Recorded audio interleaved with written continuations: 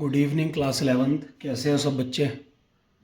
अब हमें आपको पता है कि हमारा मोस्ट अवेटेड पेपर केमिस्ट्री का पेपर आने वाला है और आप लोगों का एग्ज़ाम है 17 अक्टूबर को।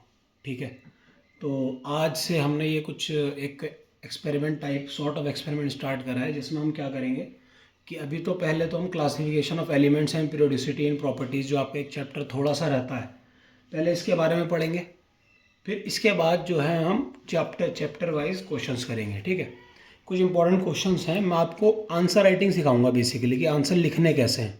सारे बच्चों को जैसे मैंने टेस्ट चेक करा आप लोगों का, तो बच्चों को उसके पीछे का रीजंस पता है, बट उन्हें लिखना नहीं आता कि लिखें कैसे, उसकी वजह से मार्क्स कट होते हैं।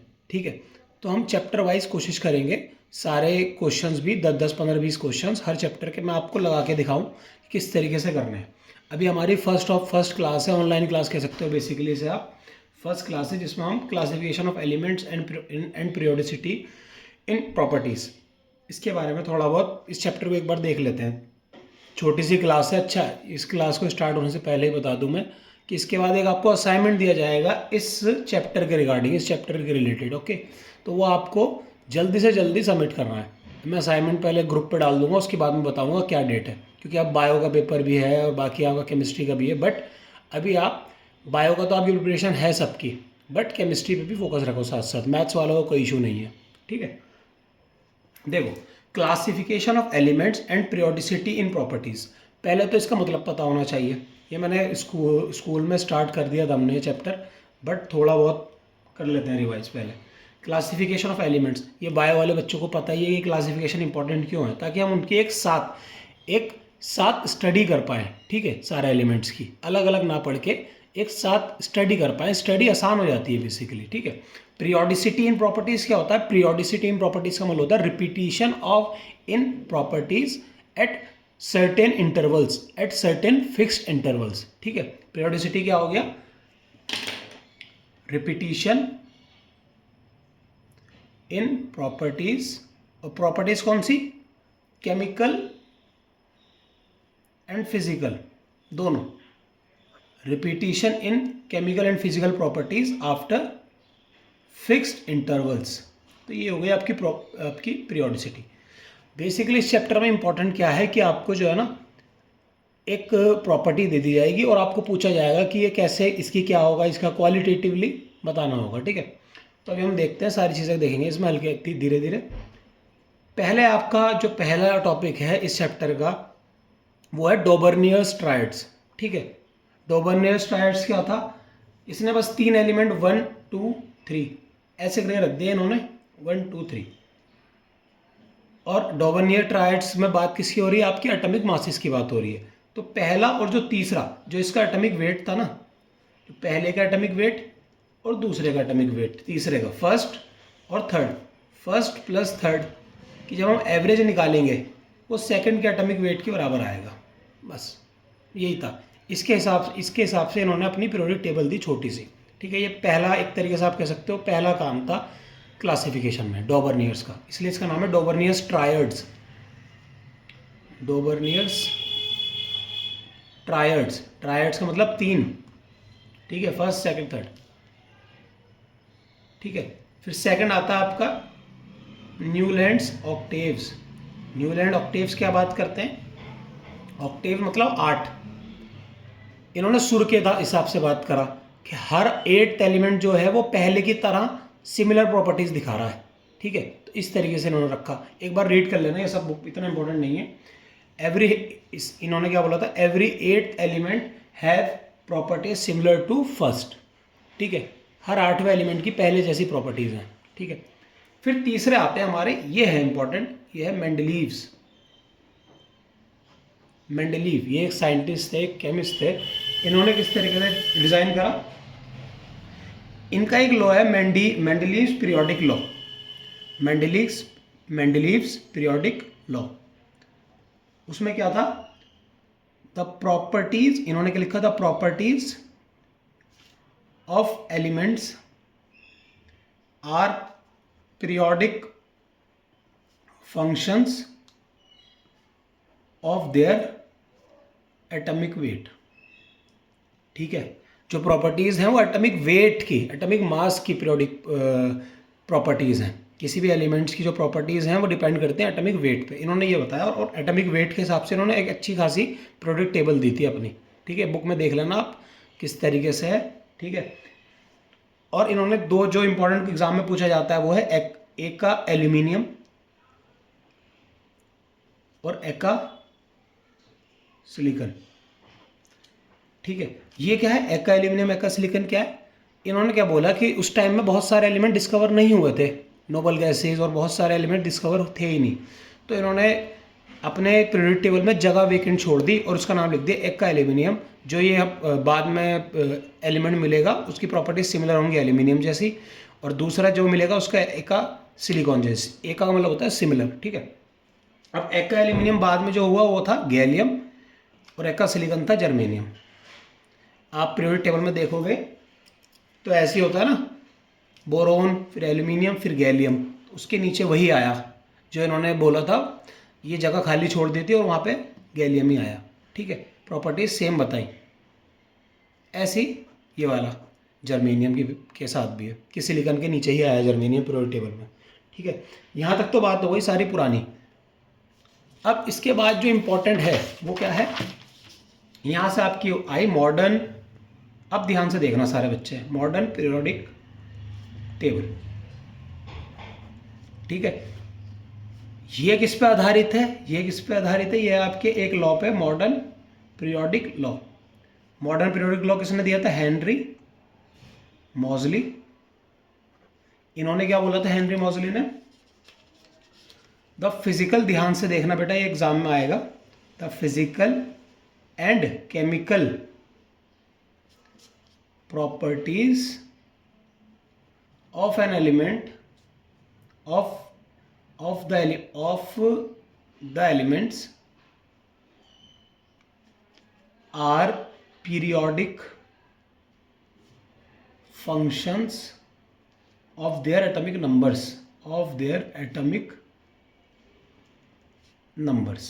इन्होंने ये बोला, ठीक है। मतलब क्या कि जो फिजिकल एंड केमिकल प्रॉपर्टीज थी एलिमेंट्स की वो एटॉमिक नंबर्स पे डिपेंडेंट थी, एटॉमिक नंबर्स पे। पहले एटॉमिक मास की बात हो रही थी, इन्होंने बोला नहीं, हेनरी मॉजली ने मॉडर्न पीरियोडिक लॉ ये कहता है physical and chemical properties of the elements are periodic functions of their atomic numbers, ठीक है। ये एटॉमिक नंबर्स पे बेस्ड है, बस सिंपल। अब हमें पता है हमारे, इसके बाद हमारे पास मॉडर्न पीरियोडिक टेबल आ गए जो आप सबको पता ही है 118 एलिमेंट्स वाली, उसे कहते हैं आप long form of periodic table, उसे long form of periodic table कहते हैं, फिर कहते हैं मॉडर्न पीरियोडिक टेबल, सही है। मॉडर्न पीरियोडिक टेबल में 7 क्या हैं आपके पीरियड्स हैं, मतलब ऐसे वर्टिकल हॉरिजॉन्टल वाले 7 हैं, 18 आपके क्या है ग्रुप्स हैं सिर्फ वर्टिकल वाले, ठीक है, और 4 आपके क्या हैं ब्लॉक्स, उन ब्लॉक्स का नाम क्या है SPTF, 4 आपके बेसिकली ब्लॉक्स, ठीक है। अब देखो एक चीज़ और ध्यान रखना, जो S और P ब्लॉक है, S और P ब्लॉक, एस ब्लॉक कौन सा है, फर्स्ट एंड सेकंड ग्रुप, इधर लिख देता हूं मैं SPD, ठीक है। एस क्या है, first and second groups. P कहां से होता है आपका 13th to 18 ग्रुप, और डी ब्लॉक में कौन से आते हैं 12th से आपका, सॉरी 3rd से आपका 12th ग्रुप। ये आपको देखना आपके आसपास होगी तो, और ये तो बता ही रखा है मैंने लेकिन फिर भी एक बार बता दिया। मतलब एस ब्लॉक में 2 ग्रुप्स आते हैं, पी ब्लॉक में ये सारे 13, 14, 15, 16, 17, 18 6 ग्रुप्स आते हैं, और डी में ये सारे आते हैं, ठीक है। और एफ ब्लॉक कौन सा आपका, लेंथेनाइड्स और एक्टिनॉइड्स, लेंथेनम के बाद वाला और एक्टिनियम के बाद वाले, ठीक है। अब ये जो एस और पी है, एस और पी ब्लॉक के जो एलिमेंट्स हैं इन्हें बोलते हैं आप मेन ग्रुप एलिमेंट्स, ठीक है। ये ध्यान रखना, ये पूछ सकते हैं 1 नंबर के क्वेश्चन में, मेन ग्रुप एलिमेंट्स कौन से होते हैं, एस और पी वाले, सिर्फ डी वाले नहीं आएंगे। मेन ग्रुप में कौन आएंगे, एस और पी, मेन ग्रुप कह लो या फिर बोलो रिप्रेजेंटेटिव एलिमेंट्स। रिप्रेजेंटेटिव एलिमेंट भी सेम बात है, one and the same thing, they both are the one and the same thing. मतलब मेन ग्रुप एलिमेंट कह लो या फिर रिप्रेजेंटेटिव एलिमेंट कह लो, ये दोनों कौन से होंगे, एस और पी ब्लॉक, ठीक है। अब देखो आप, और इन्हें क्या कहते हैं, डी ब्लॉक वालों को आपको क्या कहते हैं, इन्हें बोलते हो आप ट्रांजिशन एलिमेंट्स, ट्रांजिशन एलिमेंट्स। थोड़ी बहुत अगर इसकी बात कर लें तो ट्रांजिशन एलिमेंट क्यों कहते हैं इन्हें, ट्रांजिशन एलिमेंट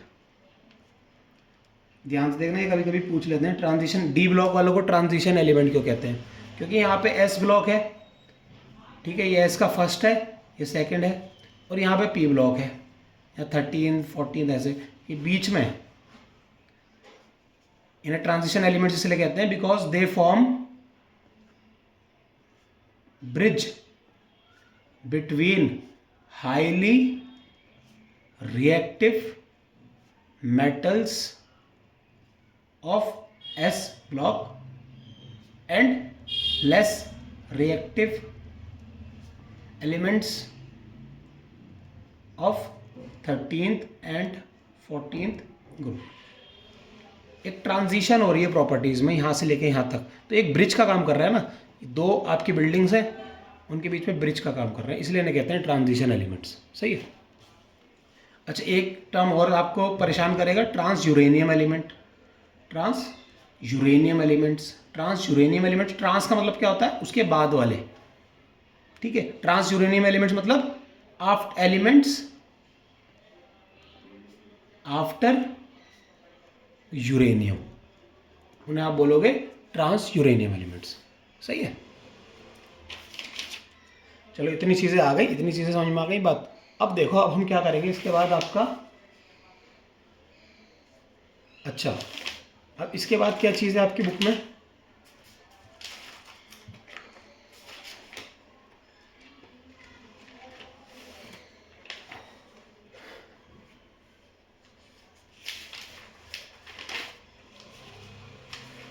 पहले ये देख लो, छोटा सा टॉपिक मैंने क्लास में करा दिया था बट उस दिन सारे बच्चे नहीं आए थे। Finding block period and group by atomic number. Atomic number किससे हम दिखाते हैं, जेड से। सही है। Finding block period and group by atomic number और इलेक्ट्रॉनिक कॉन्फ़िगरेशन। इसका क्या मतलब है बेटा, ध्यान से देखना। इसका मतलब है आपको एक एटॉमिक नंबर दे देगा, मान लो 33 दे दिया। अब आपसे पूछेगा कि इसका बेटा ब्लॉक बताओ, इसका ग्रुप बताओ और इसका पीरियड बताओ। तो आप कैसे बता दोगे, ये आपका एक एलिमेंट है और इसका आप कौन से ब्लॉक का ये बताओ, कौन से ग्रुप का ये बताओ, कौन से पीरियड का ये बताओ। सही। तो किस तरीके से करेंगे, पहले आप ब्लॉक की बात कर लो, कोई भी एलिमेंट ले लो, मान लो 10 ले लिया मैंने, ठीक है, या 10 छोड़ो 11 ले लो। 11 क्या, आप इलेक्ट्रॉनिक कन्फिग्रेशन लिखो। ब्लॉक पहले मैं आपको बता रहा हूँ ब्लॉक कैसे देखेंगे, ठीक है। पहले 11 ले लिया आपने एटॉमिक नंबर, उसकी इलेक्ट्रॉनिक पहले आपको हम सब में क्या करना है, इलेक्ट्रॉनिक कन्फिग्रेशन सबसे पहले लिखनी है, ठीक है। क्या आ गया electronic, 1s2 2s2 2p6 3s1। सही है। अब जो लास्ट इलेक्ट्रॉन आया है वो कौन से सब शेल में आया, एस में, मतलब ब्लॉक कौन सा बताया, तो ये आपका क्या हो जाएगा, एस ब्लॉक का एलिमेंट हो जाएगा। सिंपल।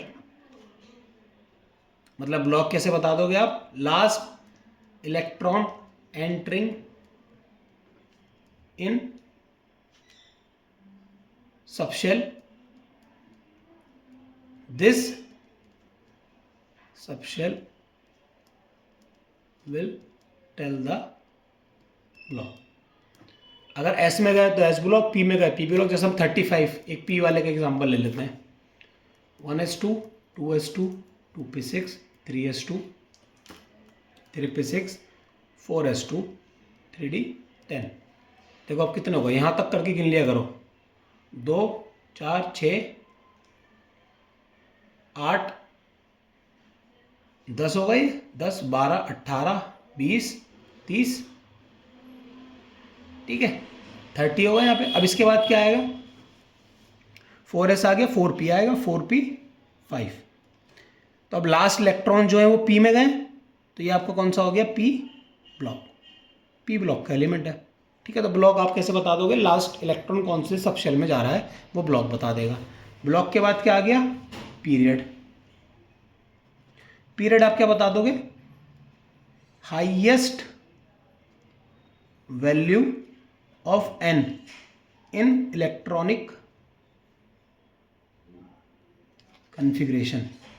इलेक्ट्रॉनिक कन्फिग्रेशन में जो n की हाईएस्ट वैल्यू है वो क्या बताएगा, आपका पीरियड। जैसे हमने इसका करा था electronic configuration 1s2 2s2 2p6 3s1, तो हाईएस्ट n की वैल्यू क्या, यही तो n होता है जो आगे लिखा हुआ है। मतलब ये थर्ड शेल का s ऑर्बिटल है ना, ये शेल कौन बताता है, n बताता है, प्रिंसिपल क्वांटम नंबर यही तो होता है। तो ये हो जाएगा थर्ड पीरियड का। अब इसके देख लो आप 35 किसका होता है, ब्रोमीन का होता है। ये कौन सा एलिमेंट, ये आप कौन से उसका है पीरियड का, देखो हाईएस्ट n की वैल्यू क्या दिख रही है सब में, 4 ही दिख रही है, 4 से 5 तो दिख नहीं रहा, 4 ही दिख रहा है। तो ये आपका फोर्थ पीरियड का एलिमेंट हो जाएगा, ये आ जाएगा फोर्थ पीरियड। तो आपको इलेक्ट्रॉनिक कन्फिग्रेशन से ब्लॉक आ गया और पीरियड आ गया, ठीक है। दो चीज़ें आप यहाँ पे टिक कर लो। ये कैसे निकालना है, देखो ये सारे ब्लॉक के लिए अलग अलग है। ये कैसे, how to find group by atomic number, ठीक है। जैसे हमने 11 का करा, 15 का करते हैं। चलो अच्छा पहले 11 का देखते हैं। 11 की इलेक्ट्रॉनिक कन्फिग्रेशन क्या आई थी, 1s2 2s2 2p6 3s1, 3s1 आ गई। अब आपको पता लग गया ये s ब्लॉक का है, ठीक है, s ब्लॉक का है। अगर s ब्लॉक का आपको पता लग गया, अगर एक इलेक्ट्रॉन है 3s1 है, अगर 3s2 होता तो क्या होता, 3s1 है तो क्या होगा। अब आपको पता है s ब्लॉक में दो ग्रुप्स हैं, फर्स्ट और सेकंड। अगर एक इलेक्ट्रॉन है 3s1 वाला फर्स्ट में आएगा, 3s2 वाला सेकंड में आएगा, 2s1 वाला यहाँ आएगा, 2s2 वाला यहाँ आएगा, 4s1 वाला यहाँ आएगा, 4s2 वाला यहाँ आएगा, ठीक है। तो आप इलेक्ट्रॉनिक कन्फिग्रेशन में अगर s ब्लॉक आपको पता लग गया, पहले ब्लॉक पता कर लेना, ब्लॉक पता लग गया 3s1 है तो पहले ग्रुप में, 3s2 है तो दूसरे ग्रुप में। Number of electrons in that subshell in s subshell will tell you about the group, ठीक है। तो s का तो ऐसे कर दोगे, p ब्लॉक का कैसे करोगे आप। अब आपको जैसे ब्रोमीन का पता लग गया था, वो 4p5 हो रहा था, ठीक है। तो आप क्या करोगे, जो p सबशेल जो लास्ट वाला p है उसमें कितने नंबर ऑफ इलेक्ट्रॉन्स है, 5, उसे 12 से प्लस कर दो, 12 + 5 17, मतलब ये 17th ग्रुप की बात हो रही है, सिंपल। मतलब p ब्लॉक के लिए आप क्या कर दोगे, 12 plus number of electron in last या फिर वैलेंस p सबशेल। 12 मुझे मैंने आपको बताया था 12 से क्यों प्लस करा, क्योंकि 12वें के बाद 13th से हमारा क्या स्टार्ट होता है, p ब्लॉक, इसलिए 12 + 5। ऐसे d ब्लॉक के लिए क्या हो जाएगा, 2 plus number of electron in d subshell, ठीक है। जैसा आपको पता है d ब्लॉक का पहला जो आपका एलिमेंट है वो 21वां स्कैंडियम। अब हम 21वें की सारी चीज़ें करते हैं। पहले आपको क्या लिखना है, इलेक्ट्रॉनिक कन्फिग्रेशन, ऐसे एग्जाम में भी लिखना इलेक्ट्रॉनिक कन्फिग्रेशन लिख के 1s2 2s2 2p6।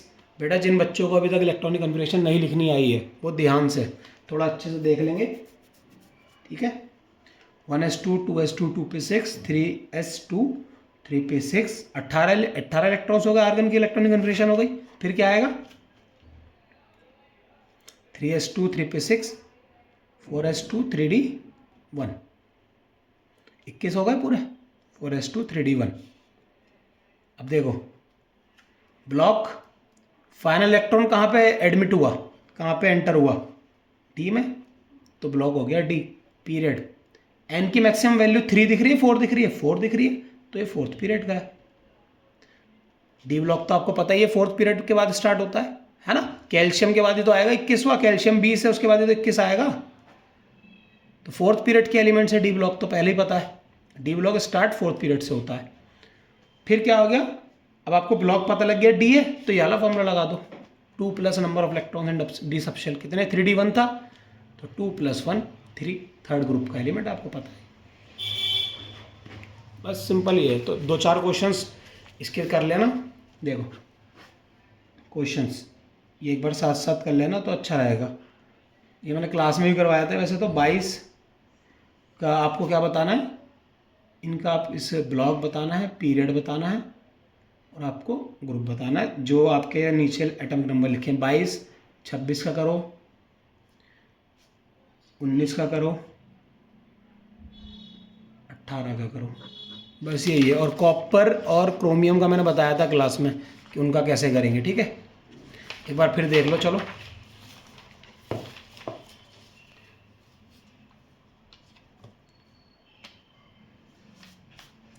कॉपर 29 है, क्रोमियम 24 है। ये फिर से एक बार देख लेंगे। कॉपर की आप इलेक्ट्रॉनिक कन्फिग्रेशन क्या लिखते हो? इलेक्ट्रॉनिक कन्फिग्रेशन मैंने बताया था 1s2 2s2 2p6 3s2 3p6 18 हो गए, 4s1 3d10। ये आपकी सही वाली इलेक्ट्रॉनिक कन्फिग्रेशन है, ठीक है। बट अगर आपके एग्जाम में ये क्वेश्चन आ जाए कि ग्रुप पीरियड और ये बताओ, सिर्फ इस पर्टिकुलर क्वेश्चन के लिए आपको इलेक्ट्रॉनिक कन्फिग्रेशन कॉपर की ये लिखनी है 1s2 2s2 2p6 3s2 3p6 4s2 3d9, ये गलत है। लेकिन अगर ये क्वेश्चन आया तो आपको ये लिखोगे, क्योंकि ट्रिक है ना, ये ट्रिक है तो ये इसके हिसाब से सही रहेगा, है ना। ये ट्रिक है ये निकालने वाली, तो आप इसके हिसाब से करोगे तो ठीक रहेगा, ठीक है। देखो ये कौन से ब्लॉक का हो गया, लास्ट इलेक्ट्रॉन कहाँ पे एडमिट हुआ है, कहाँ पे एंटर हुआ है, डी ब्लॉक।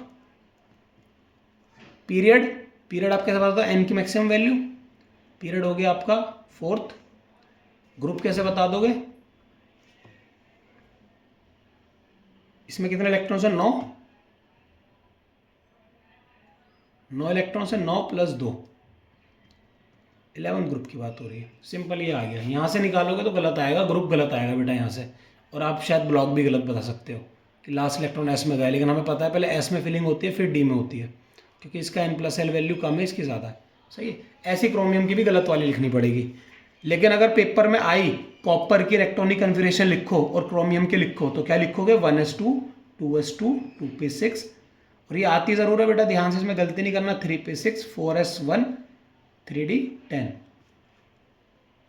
क्रोमियम का क्या एटॉमिक नंबर है, 24, 1s2 2s2 2p6 3s2 3p6 4s1 3d5। ये क्रोमियम की होती है और ये कॉपर की होती है, ठीक है। ये वाली सही है, बिल्कुल करेक्ट।